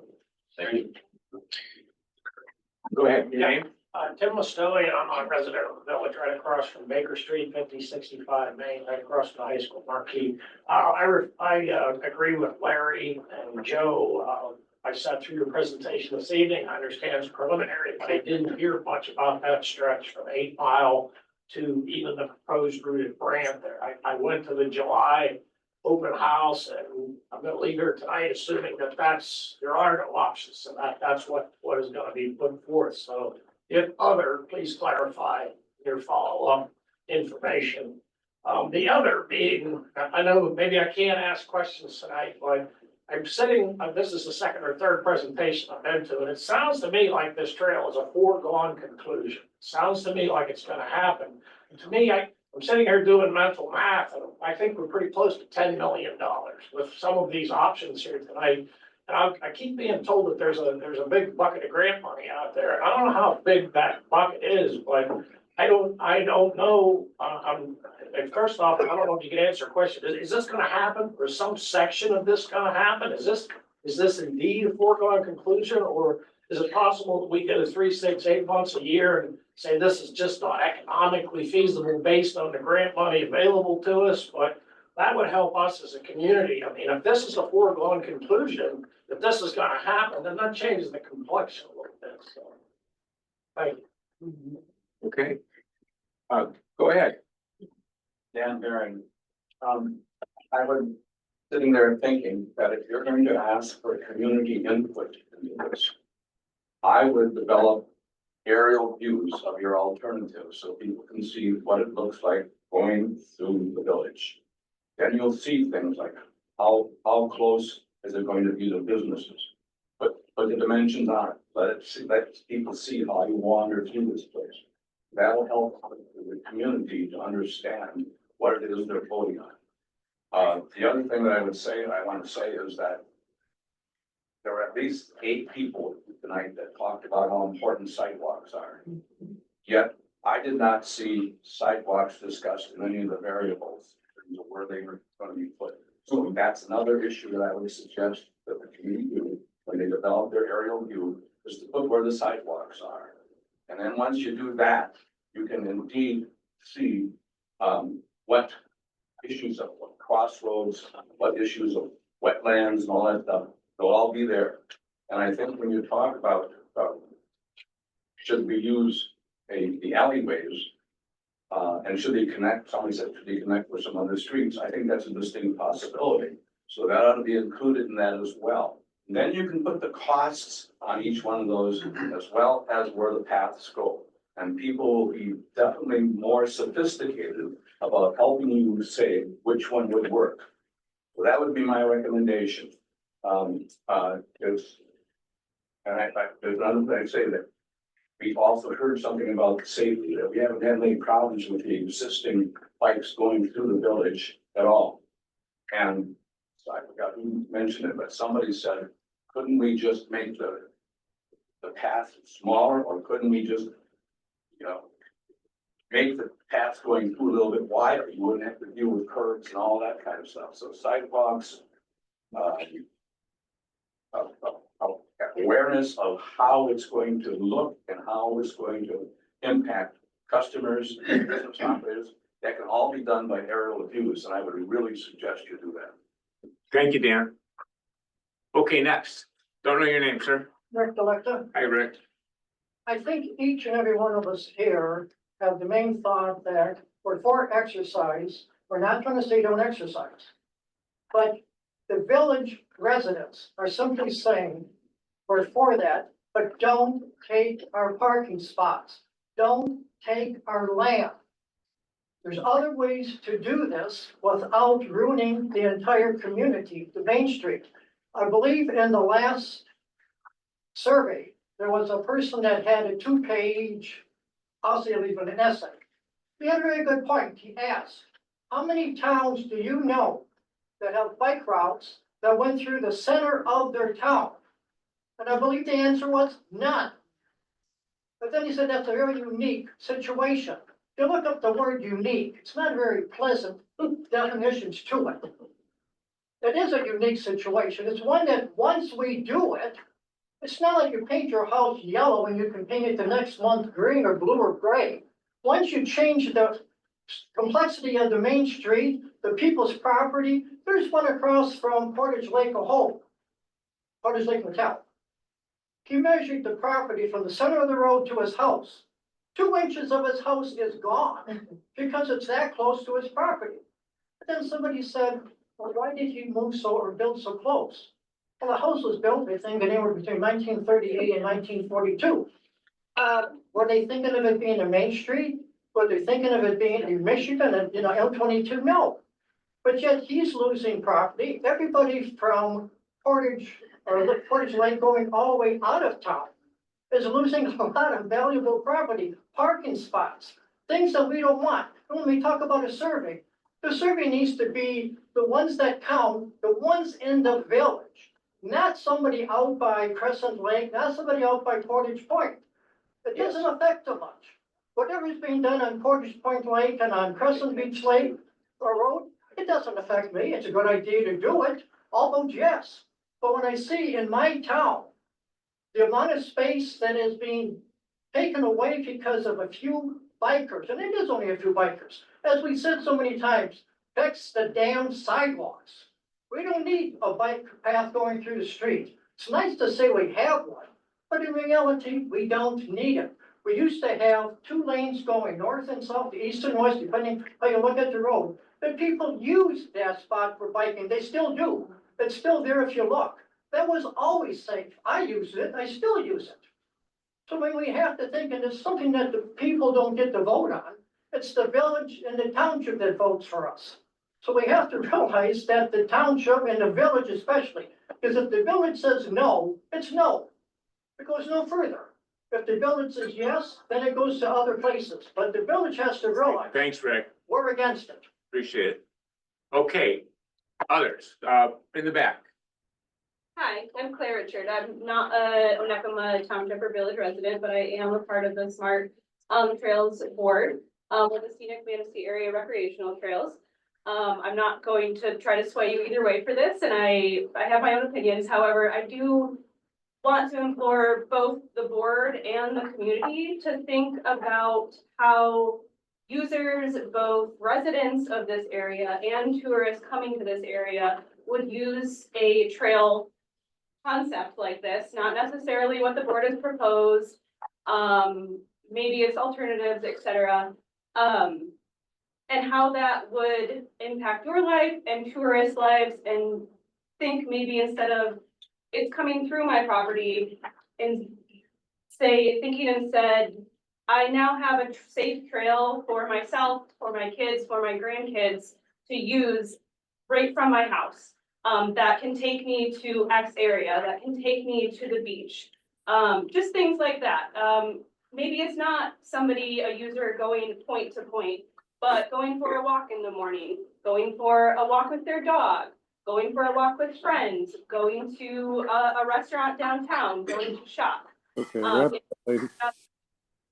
Sorry, people, traveling the distance. So maybe it doesn't make sense to do the whole thing, but maybe instead of thinking that it has to be, black or white, how can everybody work together to find the best solution that would enrich this community and everybody's lives, and also the tourists? I think the small areas, towns up here, I'm from Music, I've lived in Detroit, we get so stuck in like, how do we draw people here? How do we, tourists? And I realize that's a big part of the economy, but also like I moved back because I love this area. It's so beautiful, but I also want opportunities like this to make sure that I can live a healthy lifestyle and enjoy this for as long as I can.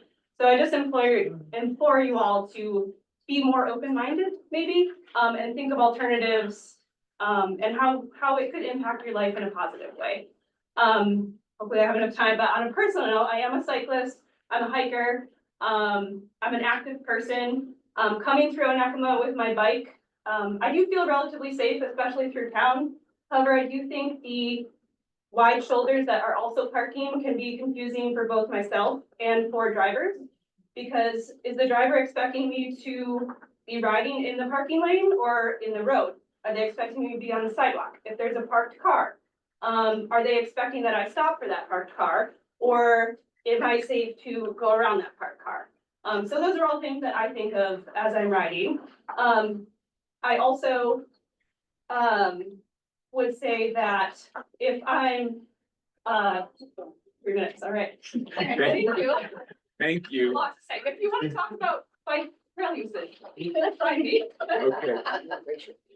Next. Go ahead. I'm Marcia Corwin and I live out on Erdman Road and way out.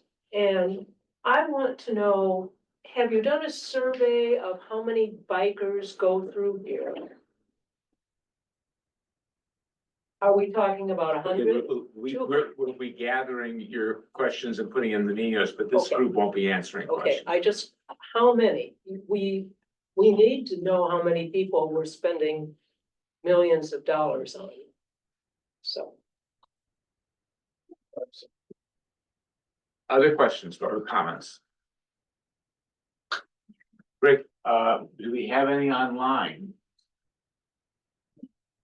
Okay, we have one person online. Are there any comments? Gotta go. Great. Thank you, everybody. Thank you for the trails team. Mark, thank you for everything you've done. Meeting is now adjourned. Thank you. Thank you for allowing us to. Oh, you're welcome. Thanks, Vic. Thank you, Joe. I got it as far as, Oh.